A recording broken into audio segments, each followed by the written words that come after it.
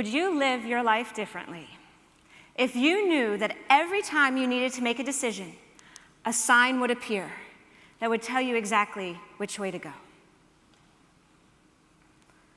Would you live your life differently if you had a tool that would help you to take an ordinary moment and turn it into an extraordinary one? And would you live your life differently if you truly believed that life is rigged in your favor? And no matter the twists, the turns, the forwards, and the backs, you knew that it was all going to be okay and turn out exactly the way it was supposed to. Well, if you would live your life differently, then maybe after the next few stories and research that I'm about to share, you'll realize that these things aren't as far away from you as you may think, and you may start living your life differently starting today.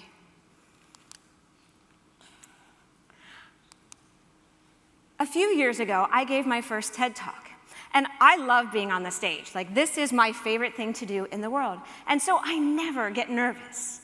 But for some reason on that day, I was really anxious. I had a pit in my stomach, and as I was standing backstage, I was the first to go out on stage. And the lady holding the curtain that was going to open it for me as they called my name was on her headset, and she said, 30 seconds to go. My heart was beating. And all of a sudden she said, I have to go help something else. And she took off.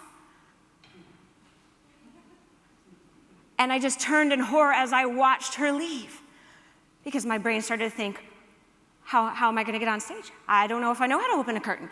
I started thinking about all of these things. How am I going to do this? And in that moment, when I heard them call my name, I turned back, and I was surprised because I didn't think that much time had passed, but there was someone new standing in front of me, smiling and holding the curtain open for me. And the reason why it was so extraordinary was it wasn't just that somebody was there, but she looked just like my friend Jane. And Jane was one of these friends who really pushed me to be my best, encouraged me in moments of doubt. She was a woman on fire herself. But what was so extraordinary about this moment was Jane had passed away a few months prior to this. And so when I saw this person who looked just like her, I was overwhelmed. And as I started to walk out on stage, I was stumbling and looking out at her and just hoping I could get myself to the middle of the circle. And as I did, I turned back and the curtain was closed. Well, she had said as I walked out on stage, "You've got this." So after my talk, I went and I found the original curtain opener, and I asked her, "Where is the woman who took your place? I really want to meet her. She looked exactly like my friend Jane." And she said, "There was no replacement. No one opened the curtain for you."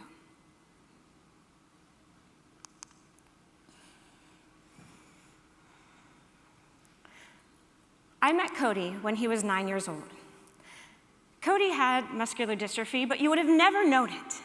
Because you see, despite the fact that he was in a wheelchair, there was nothing else about him that would make you believe that he lived any sort of different life than any other kid. He was full of energy. He was a comedian. He had so much fun. In fact, I believe he was wise beyond his years. And I had the privilege to meet him because I was a wish granter for an organization that grants wishes to children with life-threatening illnesses. And I got the opportunity to grant Cody's wish. But what was even more extraordinary than the wish, which was amazing, he met a celebrity, and the celebrity was this person who he really looked up to. And Cody couldn't use his arms or legs, but the celebrity carried him around the whole day of the wish because of the fact that he couldn't move. And Cody came back and said, "It was the best day of my life because when I couldn't carry myself, my hero carried me." But while that's an amazing story, what's even more amazing was a while later, Cody began to get more sick, and his mom knew something was turning for him. And so one day she held him for 6 hours while he slept. When he woke up, he said, "Mom, I'm so tall, Mom. Mom, while you were holding me, I was standing over here with Grandpa, and we were watching you. And Mom, I'm so tall. But Mom, Grandpa came and asked me if I was ready to go. But I told him I needed a few more days. But Mom, when he comes back, I'm going to go with him. but I needed to tell you some things. I want to thank you. Mom, you've done such a good job. You've taken such good care of me, and I love you. The next few days, Cody became more and more sick. His breathing became labored, and at one point in time, his mom knew it was close when he shot up out of his sleep, and he asked for someone to wrap his arms around her because he could no longer use his arms. And so a relative took one arm, then another, and put Cody's arms around his mom. And he leaned in, and he said, I love you. Cody died a few hours later.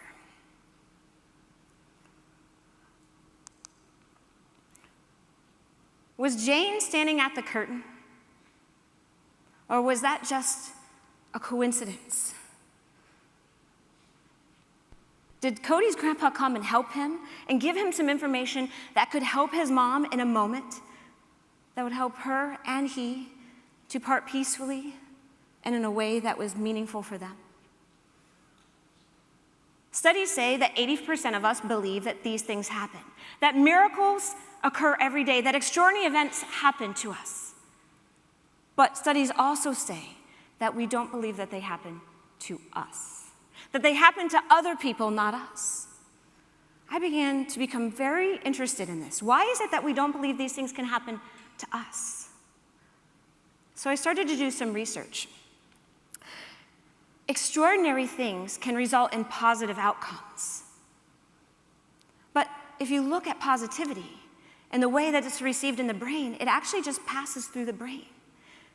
But when we look at negativity, it goes to a different part of the brain. And it takes the brain a lot more thought process to understand negativity and negative things that happen. And so we're much more likely to not only take in negativity and have it be a thoughtful part of our brain, but we also will remember it more. There was a study done, a group of people, and half of the people lost a certain amount of money. The other half won that same amount of money. In the end, they interviewed them, and they asked them how they felt. The ones who lost the money, well, they couldn't stop talking. They were very dramatic. They were very upset. They described how they felt at length. But the ones who won barely talked about it. They were happy, but it sort of just passed by, the way happy thoughts sometimes go for us. So I started to look at a little bit more research. Why is it that we've wired our brains in order to focus on the negative, not accept the extraordinary, not look into the positivity or the possibilities of our lives, but we really stay focused on those negative thoughts? And we chalk everything up to coincidence if it went well. So if you look at evolution, there was a point in time of which all we did each day was figure out how to stay alive. Our worries were about animals that could come eat us, kill us, or about trying to find food or water or avoid climates that weren't going to be conducive for our life. Yes, at one point in time, our whole focus was to just stay alive, and the way that we did that was by noticing the threats in our lives. So we began to live in survival mode. And perhaps that's how some of us are still living today. But if you look at any entrepreneur, any leader, anyone that you think has done something amazing in this world, they are not living in survival mode. They're living in thrival mode. But you may be saying, yes, I'd love to be like those people. I'd love to be living in this thrival mode. I'd love to be looking at the extraordinary in my life. But you don't understand. Right now, I'm just trying to keep my head above water. I'm just trying to survive this tough life. If that's you, then I have one more story for you. I was born with a heart defect so severe, the doctors pronounced me dead at birth. Now, I don't remember any about that. What I do remember is about starting at the age of 3 or so, I started to have this reoccurring dream. And in this dream, I started off with a series of obstacles and challenges, only to wind up in this big grassy field that would eventually wind up in this library. And it was this gorgeous white library filled with books. And I would know exactly where to go, and I would pick out the same book each time. And as I would pull out that book, I would open it up and I would look at it. And as I would look at it, somebody would be standing with me, talking about what was on this page. Every time I would wake up and I would forget what's on this page. So I had this dream for about 15 years, always forgetting what was on this page. I would even tell myself in the dream, you've got to remember this. And I would wake up and it would be blank. Now, at the same time as I grew up, I was always an artist. I loved drawing. Even if I was just listening to a teacher lecture in class or talking on the phone to my friends or even listening to my parents, I would doodle. And I always doodled the same thing. It was a maze, a matrix, a labyrinth. It was on all of my notes, all my homework, all of my journals.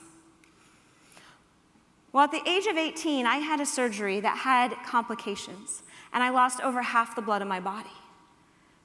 And in that time, I had that dream again.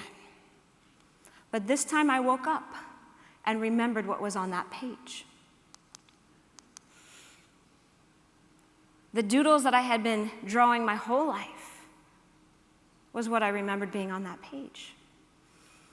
And I didn't understand that at the time. I just was happy that I finally remembered something on the page.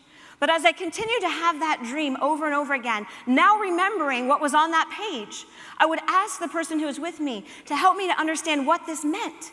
And little by little, I began to understand that this was a map of my life. And any time that I had questions in my life, worries, doubts, I would go back and visit it. And what I began to understand is this map always starts with 2 points, reminding me that there's never just one way to do anything. You can start from a lot of different places and wind up where you're meant to be. But no matter which point you pick to start, your road is going to go forward, backward, side to side, up and down. You're going to feel off track. But there's always going to be moments that you cross a line into a milestone. And no matter which path you take, you're still going to hit that milestone at some point, because that is a memory, an experience, a lesson your soul was meant to learn. And as I began to study my map more and more, I began to see that there were certain things in my life that I was meant to learn, that I was on my path for. But at the end, the lines converge, and there's only one, indicating that I'm always going to end up where I'm meant to. When I understood my map, I started to live my life differently, because it allowed me to spend less time focusing on the things that didn't go right, the things I was worried about, the anxiety, the why do I feel off track in my life right now? Why do I feel like things aren't working out? Why does it seem like everyone else has things work out? And I'm always having to backtrack, reroute. But I realized that this was all part of the path.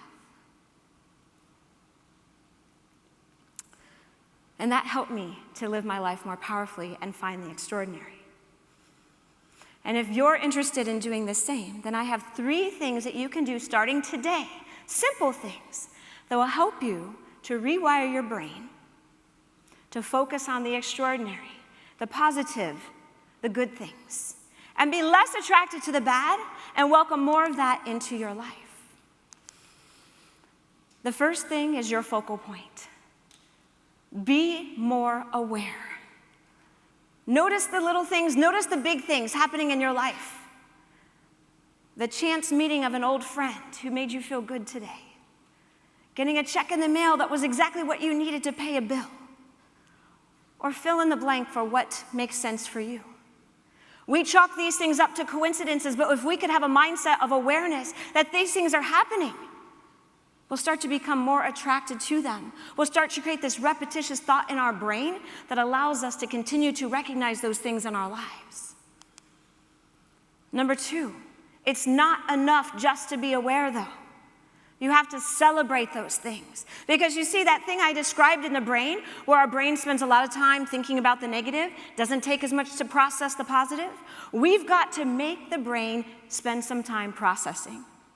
So if you celebrate, you're sending a signal to the reward center of the brain that says, I feel good, and I'm happy, and I like this. And the brain loves to hit that signal, and it will ask you to do it again and again. So when you celebrate something, the brain starts to feel happy and will ask you to do it over and over again. So be more aware and celebrate.